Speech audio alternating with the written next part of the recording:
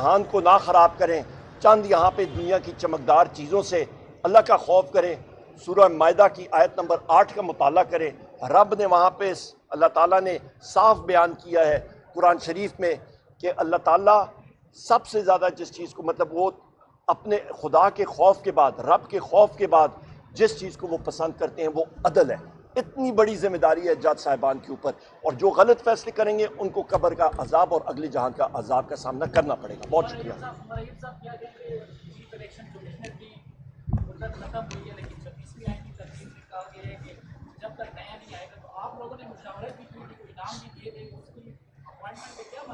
देखिए जी, सबसे बड़ा अच्छा सवाल है आपका।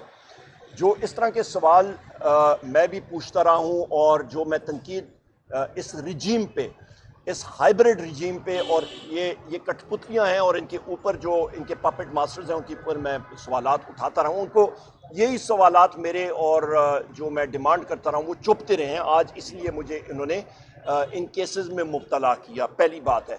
दूसरी बात, आपने चीफ इलेक्शन कमिश्नर और उनके 2 मेंबरान के हवाले से बात की है। बिल्कुल, मैंने स्पीकर को भी ख़त लिखा, और यहाँ पे मैं ये भी कहता चलूँ कि सरदार अयाज सादिक का रोल नहायत मनफी रहा है और अभी भी है, और वो कोई इंडिपेंडेंट स्पीकर के तौर पे नहीं काम कर रहा। वो एक कठपुतली बन के काम कर रहा है। उसको एक ज़माने में बड़े अच्छे हमारे ताल्लुकात होते थे, पर वो ठीक नहीं रहे हैं। क्यों? क्योंकि उसने मेरे कॉलीग्स को, हमारे MNAs को मतलब मुख्तलिफ सिक्योरिटी के इदारे आके कौमी असम्बली के अंदर से उनको उठा के लेके गए हैं जी। कल भी दरवाज़ा उन्होंने बंद किया था। MNAs को वहाँ पे उन्होंने पीछे रखा कि वो बाहर ना जा सके। इस चीज़ को हम लोग कंडेम करते हैं। तो उनको मैंने ख़त लिखा था, मैंने कहा आप ये पार्लियामेंट्री कमेटी बनाएं, और नाम भी मैंने 6 दे दिए थे बहैसियत लीडर ऑफ द अपोजिशन, और पार्लियामेंट्री हमारी लीडर साहिबा ने भी, कि इसके ऊपर आप पार्लियामेंट्री कमेटी बना के इसको आगे लेके गए। पर उस पर क्योंकि ये हाइब्रिड रिजीम, उनको ये कठपुतलियाँ चाहिए, कॉम्प्रोमाइज़ लोग चाहिए जिनको वो मोम की नाक की तरह मरोड़ सकें, जिस तरह के सिकंदर सुल्तान राजा है और कई और मेंबरान हैं। तो लिहाजा उनको ये सिस्टम सूट करता है। हमारी जद्दोजहद इसके लिए है। हम लोग चाहते ये हैं कि मुल्क में अदल का निज़ाम हो। ये बताएं कि क्या आप अदालत में पेश होंगे जो आपको रिलीफ में लाए, और दूसरी ये बताएं कि वर्कर्स जो है लीडर से खुश नहीं है, वो कह रहे कि कुछ रहनुमा कॉम्प्रोमाइज़ है, क्योंकि उस शिद्दत से एहतजाज नहीं किया जा रहा जो होना चाहिए था। तो आप क्या कहेंगे? काका खिल साहब, देखें, सबसे पहली बात यह है कि लोगों का खुश या होना या ना होना वो तो एक दूसरी बात है। वो एक आदमी की और गधे की मिसाल देता हूँ कि एक गांव से गुजरा तो गधे के ऊपर बैठा था, दूसरे गांव लोगों ने कहा कितना जालिम है, कितनी गर्मी है। दूसरी जगह गया तो नीचे उतरा हुआ था। लोग तनकीद करते रहते हैं। जहाँ पे कॉम्प्रोमाइज़ या ये है, उसका तयन सिर्फ हमारा पार्टी का चेयरमैन और मेरा वज़ीर आज़म इमरान खान साहब कर सकता है, नंबर 2। नंबर 3, जो इशू है, अभी हमने जो कुर्बानियाँ दी हैं, आप देख लें, हमारे कारोबार बंद, केसेस की बुछाड़। मैंने जो दफ़े मुझ पे लगे हैं अभी तक, मैं आपको वो गिन के, मैं उन्हें उस दिन एक दफ़ा अपना गिना, 788 दफ़े मुझ पे लगे हैं आपके फौजदारी के। 788 मुख्तलिफ FIR में आप उस पे 8 आपके 302 कत्ल के हैं, आपके मोटरसाइकिल चोरी के हैं। 8 मोटरसाइकिल मैंने फैसलाबाद से, उन्होंने कहा है कि इसने चोरी की है। टैक्सिला में उन्होंने कहा जी कि ट्रक का शीशा तोड़ के, ट्रक मैंने चोरी नहीं किया, उसके अंदर बिस्किट जो पड़े थे वो मुझ पे उन्होंने डाल दिए कि मैंने ट्रक के अंदर से बिस्किट चोरी की हैं।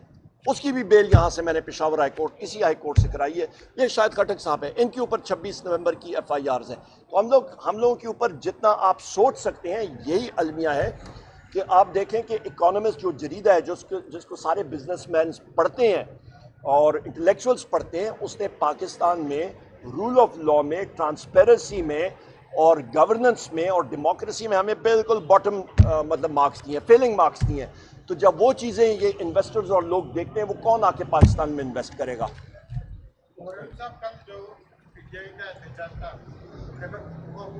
पहले भी जिस तरह गुजरात है तो एहतजाज खत्म किया, कानून ने एहतजाज भी किया है, क्या कहेंगे उस हवाले से? दूसरा सवाल मेरा थोड़ा हट के है, मौलाना अब्दुल रहमान ने कल नवाज शरीफ से रब्ता किया है, क्या वो भी उनके साथ मौलाना साहब और नवाज शरीफ या शहबाज शरीफ के बारे में तो मैं नहीं कह सकता, उनकी मीटिंग में यहीं पे मसरूफ़ था। पर ये एहतजाज एक दिन का ही एहतजाज था, और जब एहतजाज या लंबा करना होगा वो लीडरशिप डिसाइड करेगी, पार्टी हमें अहकामात देगी और हम लोग करेंगे। वर्कर हैं, ये भी वर्कर है, मैं भी वर्कर हूँ। ہر جگہ پہ ہم لوگ سامنے فور فرنٹ پہ رہے ہیں. پشاور کی تاریخ کا سب سے بڑا آپ دیکھیں پروٹیسٹ یہاں پہ ہوا ہے, پشاور میں ہوا ہے, اس کی کوئی مثال نہیں ملتی. گھنٹوں لوگ آئے اس گرمی میں. تو پنجاب میں لوگ نکلے. میں پھر ریپیٹ کرتا ہوں کہ آپ ویژولز دیکھیں کہ مقبوضہ کشمیر میں ہندوستان کی جو سیکیورٹی فورسز ہیں وہ کشمیری مسلمانوں کے اوپر فائرنگ, ٹیئر گیس شیلنگ کر رہی ہے, اور یہاں پہ پنجاب پولیس اور باقی لوگ ہمارے نہتے لوگوں پہ ٹیئر گیس شیلنگ کر رہی ہے اور ڈنڈے مار رہی ہے. اور ریحانہ ڈار صاحبہ کو جس طرح اس ایجڈ خاتون کو انہوں نے جس طرح گھسیٹ کے اندر ڈالا پریزن وین کے, کنڈیم میں کرتا ہوں. شرم آنی چاہیے ان لوگوں کو. شاید خٹک صاحب آپ بات کریں. بسم اللہ الرحمن الرحیم.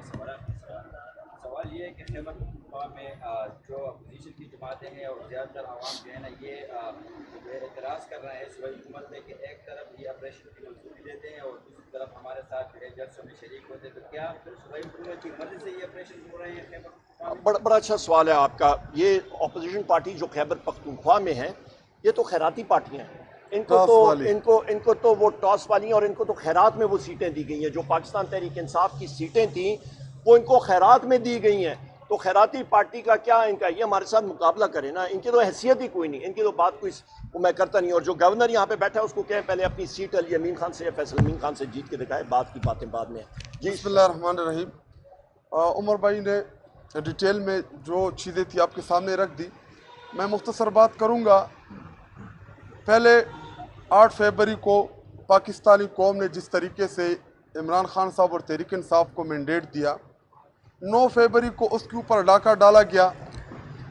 جو ان کی کیلکولیشنز تھی کہ جی تحریک انصاف سے بلے کا نشان لے لیا گیا ہے, تحریک انصاف دوبارہ جو ہے وہ ایوان کا حصہ نہیں بنے گی, تحریک انصاف جو ہے وہ سسٹم سے نکل چکی ہے.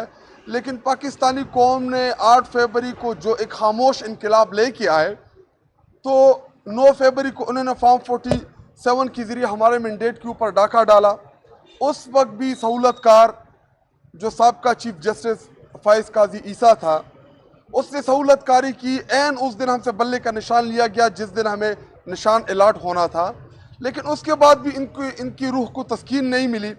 اور چونکہ نان پولیٹیکل یا پاکستانی اسٹیبلشمنٹ جو ہے وہ ہمیشہ چاہتے ہیں کٹ پتلی لوگ جو ہے وہ ایوان کے اندر بیٹھے رہیں اور ان کے جو احکامات ہیں وہ فالو کرتے رہیں. لیکن جب ایوان کے اندر ہم آئے, جب کٹ کٹ کر کے ہمارے 92-93 MNAs اسمبلی کا حصہ بنے, تو پھر بھی ان کی روح کو تسکین نہیں ملا. ہمارے ممبران قومی اسمبلی میں بیٹھے ہوئے وہاں پہ ریکاؤنٹ شروع ہے, ان کو فارغ کیا گیا. لیکن جب ان کو لگا کہ جی ان 4-5 MNAs کے فارغ کرنے سے کوئی فرق نہیں پڑ رہا, تو جو بجٹ کا اجلاس یا جتنی بھی اجلاس تھی پاکستان کی تاریخ میں جو سب سے بہترین اپوزیشن کا کردار ادا کر رہی تھی ایوان کے اندر, وہ تحریک انصاف تھی. کیونکہ ہم ان کا جو مکروہ چہرہ تھا, یا ان کو ہم شیشہ دکھا رہے تھے, یا انہوں نے جو اس وقت ملک کے اندر مہنگائی یا جتنے بھی ایشوز تھے ہم ان کے اوپر پازیٹیو ڈیبیٹ کر رہے تھے. پاکستانی قوم کو چینی کی ایشو کے اوپر, گندم کی ایشو کے اوپر, سب چیزوں کے اوپر آگاہ کر رہے تھے. لیکن دوبارہ قاضی فائز عیسیٰ سابق چیف جسٹس, اس نے 26ویں آئینی ترمیم میں دوبارہ سہولت کاری کی, اور اس سہولت کاری کے نتیجے میں عدلیہ کو مفلوج کیا گیا.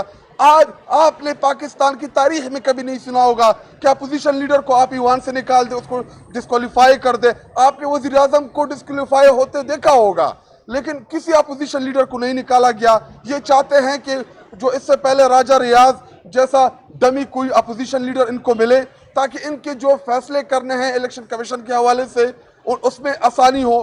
جو اس وقت ملک میں جو بھی ہو رہا ہے اس کی تمام ذمہ داری جو ہے یہ سہولت کار قاضی فائز عیسیٰ کے اوپر عائد ہوتی ہے. اگر قاضی فائز عیسیٰ صاحب کا چیف جسٹس سہولت کاری نہ کرتا 26ویں آئینی ترمیم میں, تو آج عدلیہ آزاد ہوتی, آپ کو انصاف ہوتا نظر آتا. آپ انصاف دیکھیں.